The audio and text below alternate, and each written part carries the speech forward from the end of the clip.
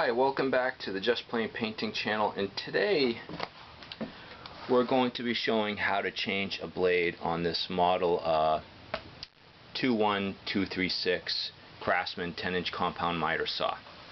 And the project I need to complete requires me to install a plywood plastic laminate blade. This particular one is from Ace Hardware. It has 200 teeth, steel teeth, not carbide. The saw that comes stock is carbide tips, but it's 40 teeth. And that's good for a lot of ripping. I mean, 95% of what you're going to do, that blade is perfectly fine. There are blades, with carbide tips that come with, 60 teeth, 80 teeth, and 100. And, some carpenters can take a blade with 24 teeth and do perfect work. And others, like me, we got to get the specified blade. Like if I have to cut some plastic and I need the 200 teeth, and I may install this in backwards, as per, rumors and whatever on the internet that might work well for cutting plastic, like vinyl siding and such. But for the moment, I'm just going to follow manufacturer specs, install this in the correct way, the way it's specified by the manufacturers, and we'll see how it works. If it doesn't, I'll reverse the blade and see if that works better. But for now, we're going to go swap out this blade, and I'm going to follow the manual step per step, and so we'll know how to do it safely. Okay.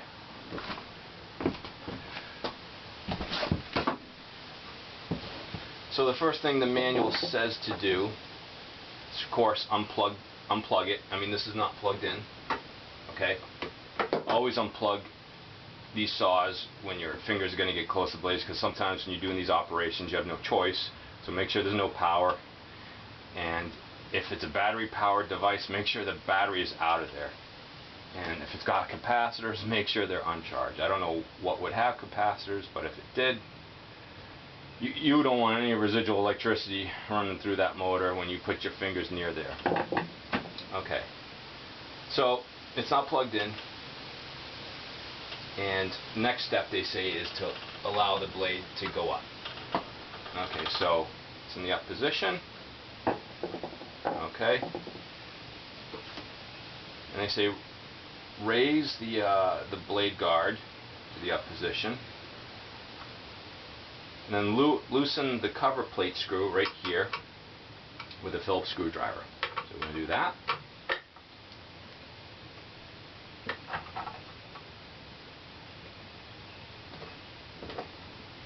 Oh, it's on there tight.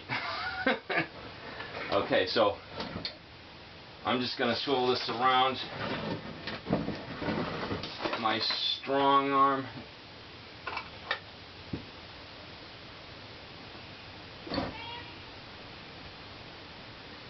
Okay, so we're going to stop right there. I'm going to go fetch a better screwdriver. Okay. Okay, we're back with a bigger Phillips head screwdriver.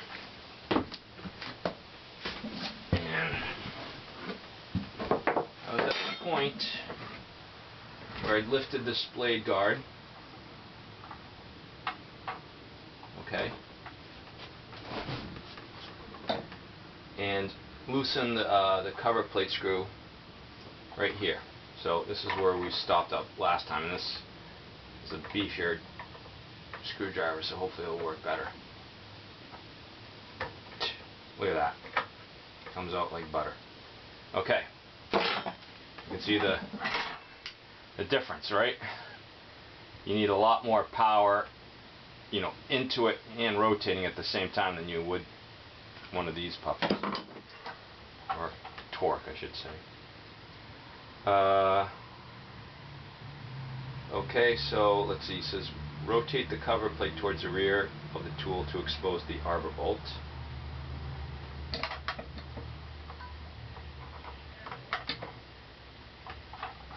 Okay, there we go. And place the blade wrench over the arbor bolt. here. Locate the arbor lock on the motor below the switch handle. Press the arbor lock, holding it firmly while turning the blade wrench clockwise. Alright, so that would be this puppy. So what you do, while you hold this up, you press that in and you turn this clockwise until it locks. Okay, so it's locked in, and then you turn clockwise. Now, ordinarily, to loosen, there's the old adage, you know, lefty loosey, righty tighty, and here you're actually, it feels like you're tightening it. And the reason being is that because of how the blade rotates, and it would loosen a traditional right-handed bolt. In this case, this is a left-handed bolt. This represents less than 1% of the bolts and nuts and screws you'll find out there. So, you know, instead of righty-tighty, it's lefty-tighty, righty-loosey. So it's opposite of what you think. So turn that clockwise to loosen. And all the while you depress that button. So they call the arbor lock.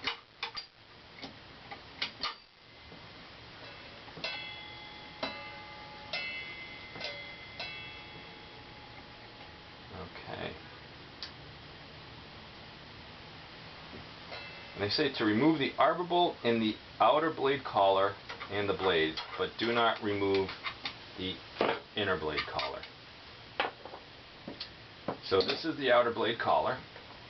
You can take your finger off that button. There we go. And this is the blade. Okay. That's good. This is the inner blade collar. You don't remove it. It stays there. So I went ahead and I opened up the package, and here's our new blade. 200 steel teeth. We're going to put it in the factory spec. We're going to ignore rumor for now, see how it works normally. So we're going to reverse the process. So we're going to put the outer blade collar back on, and it's keyed, so it only goes in one way. Okay.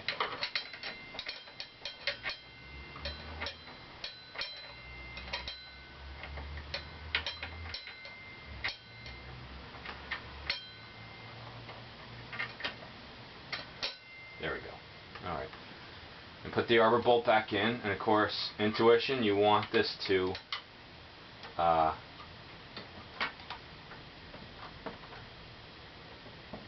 on a second. Intuition tells you want to start twisting it clockwise, but no, it's not righty-tighty, it's lefty-tighty, because it's a left-handed bolt. So just put that in, finger tight.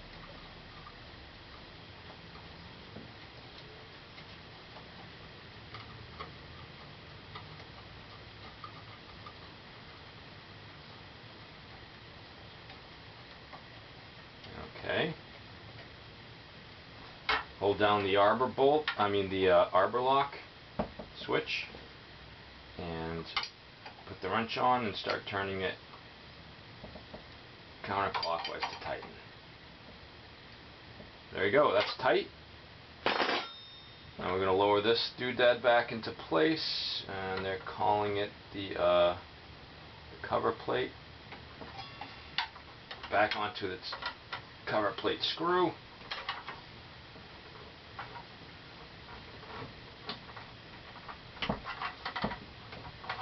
Okay.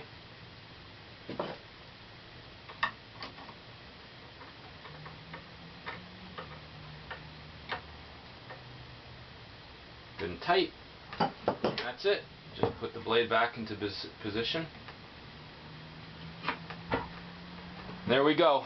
That is how you change a blade on this model Craftsman. I hope that was helpful, and it's going to be certainly helpful for me because I need to use this for my next project. Okay, thanks again for watching. All right, bye.